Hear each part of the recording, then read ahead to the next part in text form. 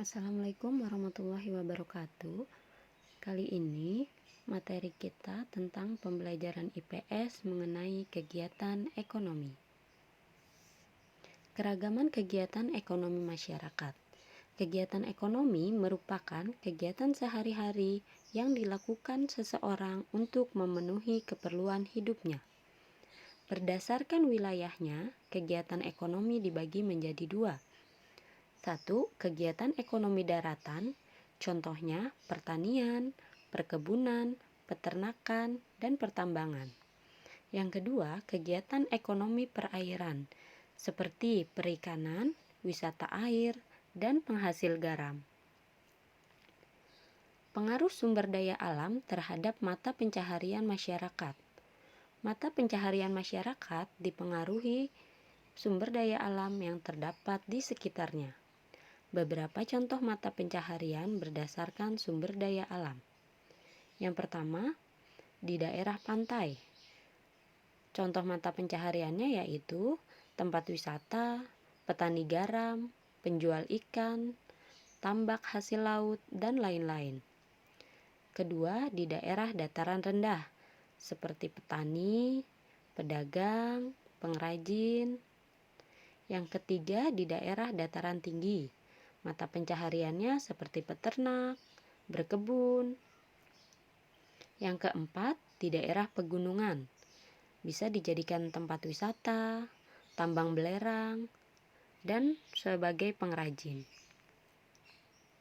Kegiatan ekonomi Indonesia. Kegiatan ekonomi adalah kegiatan yang dilakukan manusia untuk memenuhi kebutuhan hidupnya.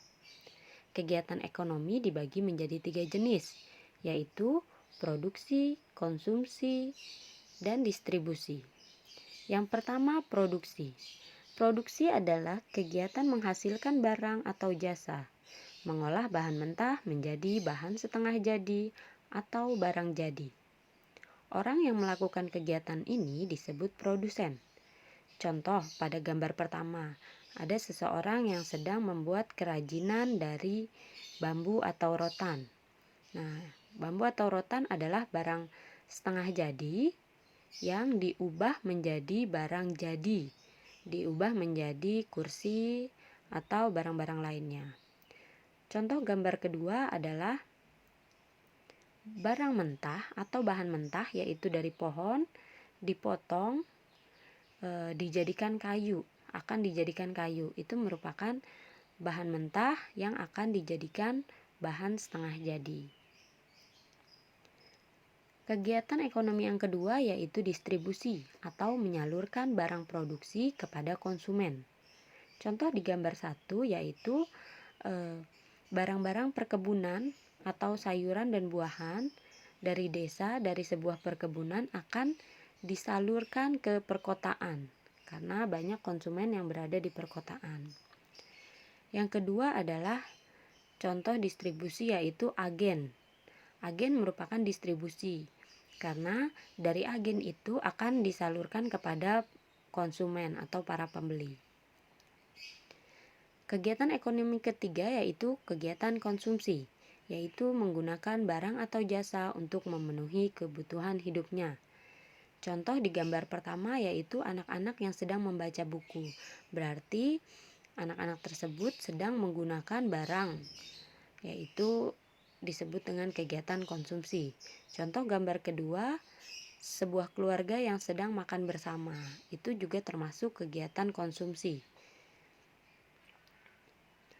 Bagaimana cara kita menghargai barang produksi dalam negeri? Dengan cara 1. Mengkonsumsi barang buatan dalam negeri. Yang kedua, merasa bangga saat menggunakan barang dalam negeri. Yang ketiga, lebih memilih barang dalam negeri dibanding barang luar negeri. Keempat, mengenalkan barang buatan dalam negeri kepada orang lain. Kelima, mempromosikan barang buatan dalam negeri melalui pameran di dalam maupun di luar negeri. Itu adalah beberapa contoh cara kita menghargai barang produksi dalam negeri. Jenis-jenis usaha dalam bidang ekonomi. Ada usaha agraris, industri, dan perdagangan. Usaha agraris yaitu usaha yang memanfaatkan tanah sebagai tempat kegiatannya, seperti usaha pertanian, perkebunan, kehutanan, dan juga peternakan. Hasil usaha agraris seperti buah, sayur, dan kopi. Jenis usaha industri. Usaha yang menambah nilai guna suatu bahan mentah atau barang baku menjadi bahan jadi agar dapat keuntungan. Seperti pabrik susu, pabrik ban, itu kan awalnya merupakan barang mentah atau dari sapi diolah menjadi susu. Nah, berarti dari bahan mentah diolah menjadi barang jadi. Hasil usahanya seperti susu, pakaian, kertas, dan lain-lain.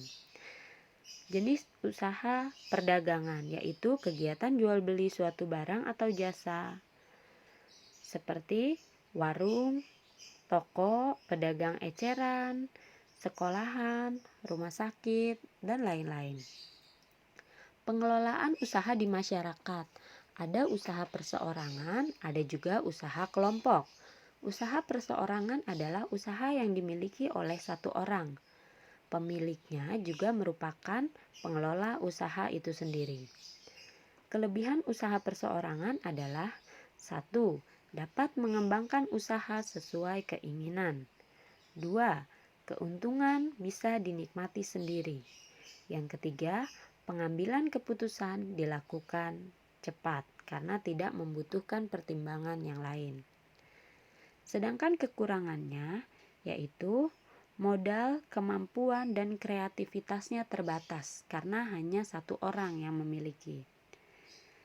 Yang kedua adalah resiko kerugiannya ditanggung sendiri. Contoh usaha perseorangan ini adalah pertanian, pemilik toko, pemilik industri batik, dan lain-lain. Usaha kelompok. Usaha kelompok adalah usaha yang dikelola oleh kelompok atau dimiliki oleh beberapa orang.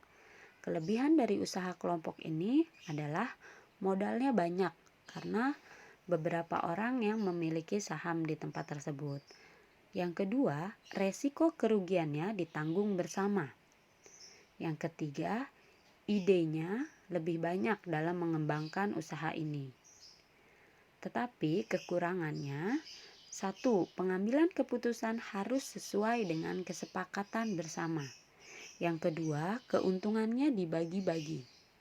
Yang ketiga, kelangsungan usaha tidak menentu karena rawan terjadi perbedaan pendapat. Contoh usaha kelompok ini adalah 1. Persekutuan komanditer atau CV. 2. Firma. Yang ketiga, perseroan terbatas atau PT.